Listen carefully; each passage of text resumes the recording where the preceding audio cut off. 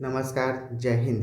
ये पॉलिटी के घटना चक्र का चैप्टर वाइज ये हैंड रिटेन शॉर्ट नोट्स है जो आपको हम पीडीएफ के साथ देंगे। ये बीपीएससी के ईडीओ और बिहार दरोगा के लिए काफ़ी एग्ज़ाम ओरिएंटेड कंटेंट है। यह कंटेंट आपको सिलेक्शन कार्ड यूट्यूब चैनल पर मिलेगा। यदि आपको ये वीडियो अच्छा लगे तो सिलेक्शन कार्ड यूट्यूब चैनल को जरूर सब्सक्राइब कीजिए। चलिए हम देखते हैं इस कंटेंट में आखिर है क्या। तो इस कंटेंट में क्रिप्स मिशन, कैबिनेट मिशन, बेबेल योजना, अंतिम सरकार, ये जो है आखिर भारत का संविधान बना कैसे है उसी के बारे में एक कंटेंट है। फिर से हम दोहरा देते हैं, आपको कंटेंट यह बताएगा कि आखिर भारत का संविधान जो है आखिर बना कैसे है। चलिए हम इसी के बारे में देखते हैं। चलिए सबसे पहले क्रिप्स मिशन जो है मार्च 1942 में आया। ठीक है, सबसे पहले पूछेगा एग्जाम में आपके कि क्रिप्स मिशन कब आया। ठीक है, तो आप समझ जाइए कि मार्च 1942 में।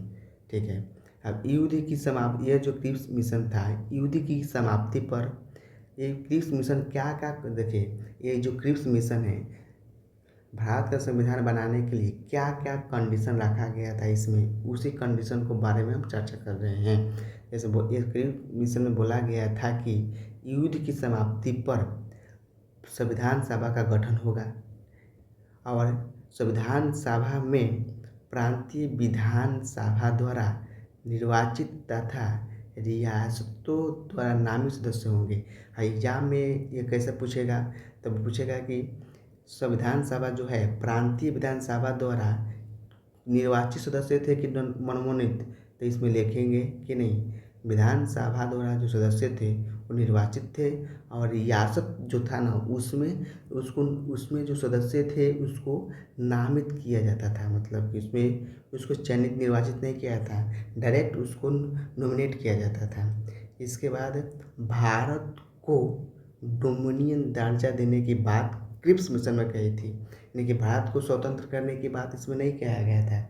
इसमें कहा गया था कि भारत एक डोमिनियन राज्य जैसा होगा। प्रांत मतलब समझते हैं क्या होता है? प्रांत मतलब जो आज का बिहार अलग अलग जो राज्य है ना उसी को पहले प्रांत बोला जाता था।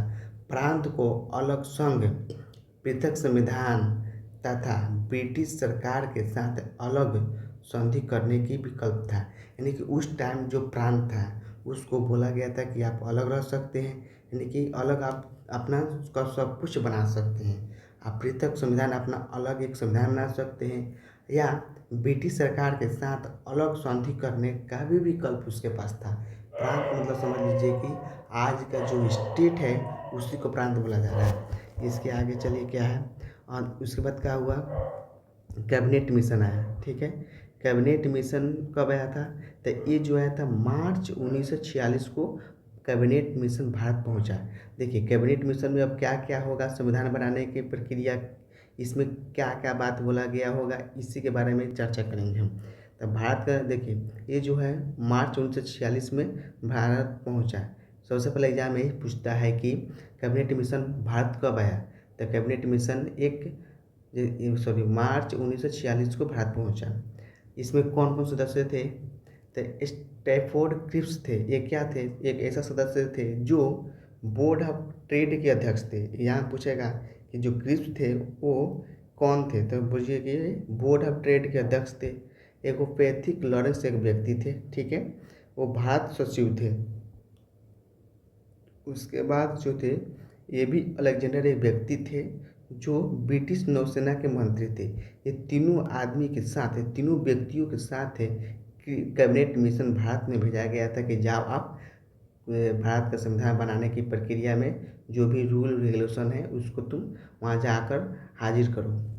इसके बाद भारतीय संविधान सभा का गठन किया गया था। इसके द्वारा ही देखिए आज भारत का संविधान जो है इसको बनाने के लिए संविधान सभा का गठन किसके तहत हुआ था, तो एक कैबिनेट मिशन के ही तहत हुआ था। इसी में बोला गया था कि हाँ कौन कौन लोग संविधान बनाएंगे और उसे कैसे बनाएंगे, इसी के बारे में कैबिनेट मिशन के बारे में कैबिनेट मिशन से ही बता दिया गया था।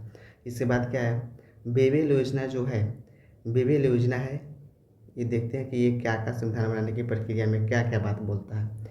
कार्यकारी परिषद में हिंदू और मुस्लिम की संख्या समान होगी। यानी कि इसमें बोला गया था कि कार्यकारी परिषद है ना, उसमें हिंदू और मुस्लिमों की संख्या समान होगी। 1943 में ये जो बेबेल योजना है, 1943 में लिनलिथगो के स्थान पर, लिनलिथगो एक व्यक्ति हैं, उनके स्थान पर वायसराय तथा गवर्नर जनरल कौन होंगे? बेबेल होंगे। ठीक है। परिषद में वायसराय तथा कमांडर इन चीफ को छोड़कर सभी सदस्य क्या होंगे? भारतीय होंगे। इस बेबेल योजना में कहा गया था। इसका उद्देश्य क्या था? तो राजनीतिक गतिरोध को दूर करना था। यानी कि जो हिंदुस्तान जो और पाकिस्तान जो दो खेमे थे, जैसे कि मान लीजिए उसी को जो हिंदू मुस्लिम थे उसी में जो राजनीतिक विरोध था उसी को दूर करने के लिए कि इसी को बेबेल योजना को भेजा गया था भारत में। भारत को पूर्ण स्वशासन की दिशा में आगे बढ़ाना। ठीक है। लेकिन इसका ये मतलब नहीं था कि भारत के विभाजन को रोकना उद्देश्य नहीं था इसका बेबेल योजना का उद्देश्य ये नहीं था कि भारत का विभाजन रुक जाए, बल्कि राजनीतिक जो गतिरोध थे उसको दूर करने के लिए भेजा गया था।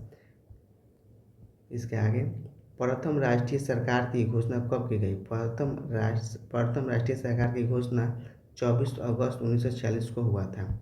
चलिए, इसके बाद क्या हुआ कि संविधान बनाने के लिए अंतिम सरकार का जैसे कि गठन हुआ।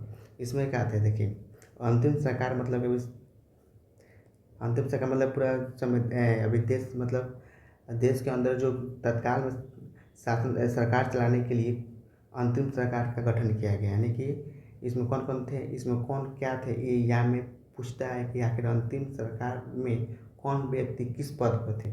देखिए, कार्यपालिका परिषद के उप सभापति कौन थे? तो अंतिम सरकार में जवाहरलाल नेहरू थे। इसकी घोषणा कब की गई थी? अंतिम सरकार की घोषणा कब की गई थी?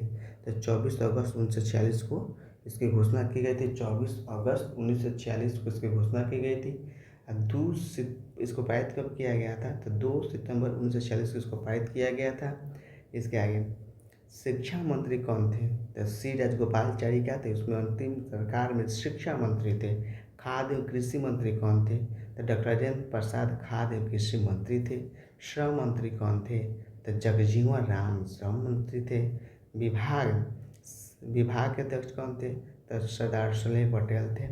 प्रतिरक्षा विभाग के मंत्री कौन थे? तो सरदार बलदेव सिंह थे। ये जो रहा जो भी है, ये भारत का संविधान बनाने की प्रक्रिया में हेल्प किया। चलिए, इसके बाद आगे की वीडियो में आपको नेक्स्ट वीडियो में और भी जो बीपीएससी वीडियो याद रखने के लिए काफ़ी इम्पोर्टेंट्स है उसी को लाएंगे।